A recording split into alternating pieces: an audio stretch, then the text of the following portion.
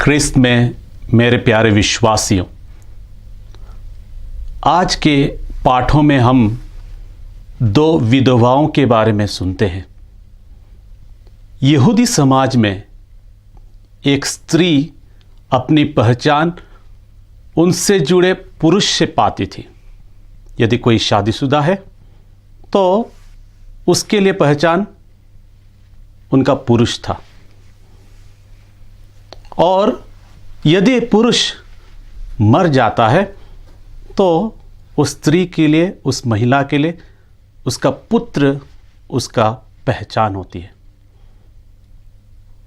आज के पाठों के द्वारा हम सुने कि दो विधवाएं जिनके पति मर गए थे, लेकिन पहले पाठ में एक विधवा का पुत्र भी जीवित था, और ये दोनों जीवन में कभी हार नहीं माने, लेकिन अपने जीवन को आगे बढ़ाने के लिए कोशिश के लिए। ये सब इनके पति के मृत्यु के बाद जीवन में कभी पीछे मुड़कर नहीं देखे, लेकिन ईश्वर पर भरोसा रखते हुए वे आगे बढ़ते रहे। आज इन दोनों विधवाओं ने हमको कुछ सीखने के लिए आह्वान करते हैं। पहले पाठ में जो विधवा जिनको नबी ने कुछ खाने के लिए मांगते हैं, वे सब कुछ देने के लिए तैयार हो जाते हैं।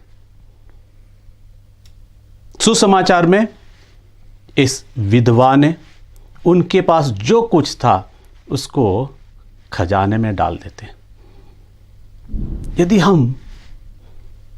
हमारे पास जो कुछ है ईश्वर द्वारा प्रदत्त है, उसको ईश्वर को दे, तो ईश्वर हमको प्रचुर मात्रा में आशीष प्रदान करता है।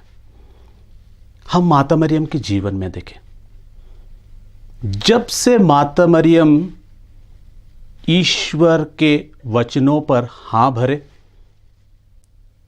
तब से लेकर आखिरी तक वे जाने कि उनके पुत्र प्रभु यीशु ख्रिस्त संसार के मुक्ति के लिए सूली पर चढ़ेंगे, और उनके हर एक कार्य में माता मरियम उनका साथ दिए। उस माता मरियम सूली के नीचे खड़े हुए थे, अपने पुत्र को मरते हुए देखे, लेकिन उस हाँ के बदौलत वो उनको समर्पित करने के लिए, प्रभु यीशु ख्रिस्त को समर्पित करने के लिए भी तैयार थे। आज के सुसमाचार में हम देखते हैं प्रभु यीशु ख्रिस्त मंदिर के परिसर में थे, मंदिर के अंदर थे, और जब हम इस त्याग, समर्पण की भावना, कुछ देने का सीख रहे हैं,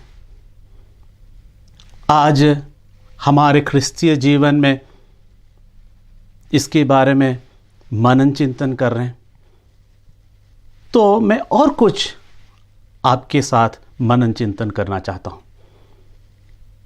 जब प्रभु यीशु ख्रिस्त उस विधवा को देते हुए, दान देते हुए देखते हैं और अपने शिष्यों को कहते हैं, वे अपने बारे में कह रहे हैं कि मैं भी इस तरह अपने जीवन को पिता ईश्वर को समर्पण करने के लिए तैयार हूं। मैं भी क्रूस काठ में अपने जीवन को त्यागने के लिए तैयार हूं।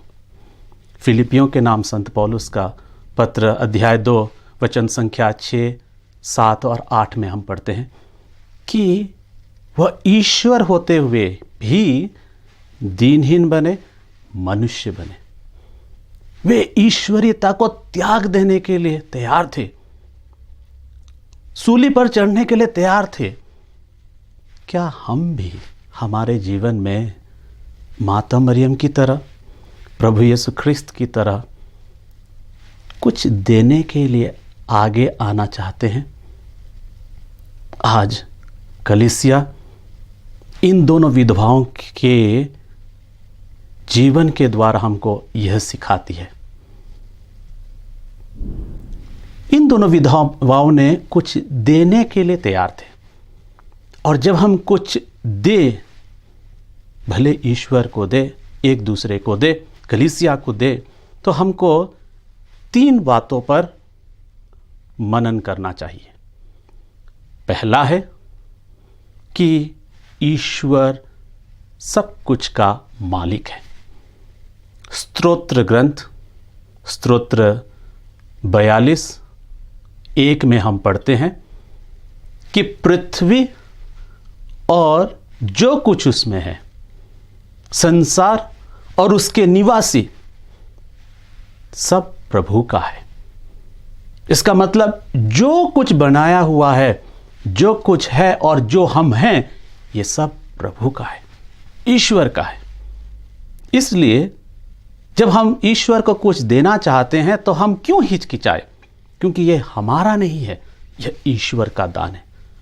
हमारा जीवन, हमारा दौलत, हमारा बुद्धि, शक्ति, परिवार, ये प्रभु का देन है, ईश्वर का देन है।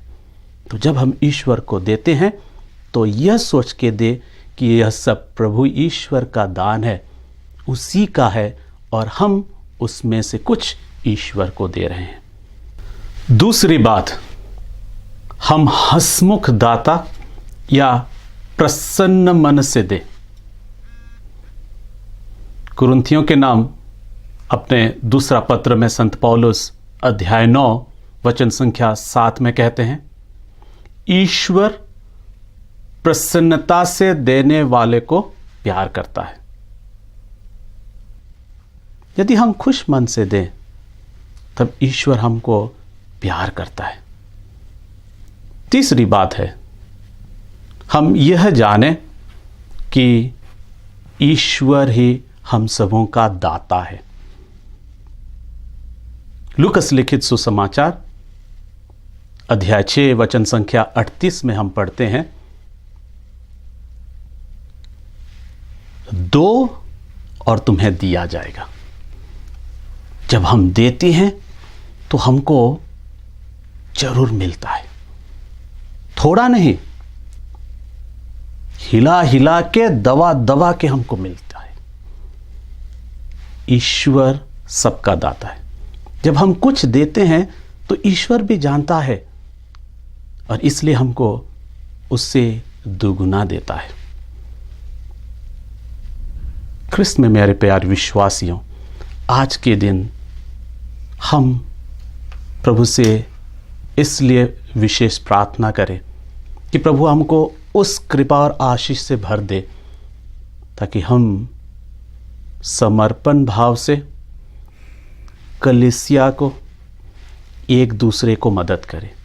क्योंकि हर एक ख्रिस्तीय विश्वासी का यह बुलाहट है कि वह कलीसिया को प्रेरिताई कार्य में मदद करे, न केवल अपने जीवन के द्वारा, लेकिन अपने पास जो कुछ थोड़ा बहुत है, पैसे के आकार में हो सके, धन दौलत के आकार में हो सके, इनमें से कुछ कलीसिया को दे ताकि ये सब कलीसिया की प्रेरिताई कार्य में मददगार साबित हो सके।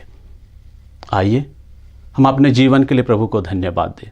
हमारे पास जो कुछ है उसके लिए हम प्रभु को धन्यवाद दें, और इसके साथ साथ हम अपने मन से, खुशी से प्रभु को कुछ दें ताकि प्रभु हमको इससे दुगुना देगा।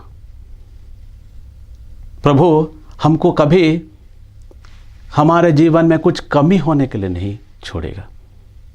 ईश्वर आप सबों को इस महान कार्य के लिए आशीर्वाद दे और आप सबों के साथ रहे।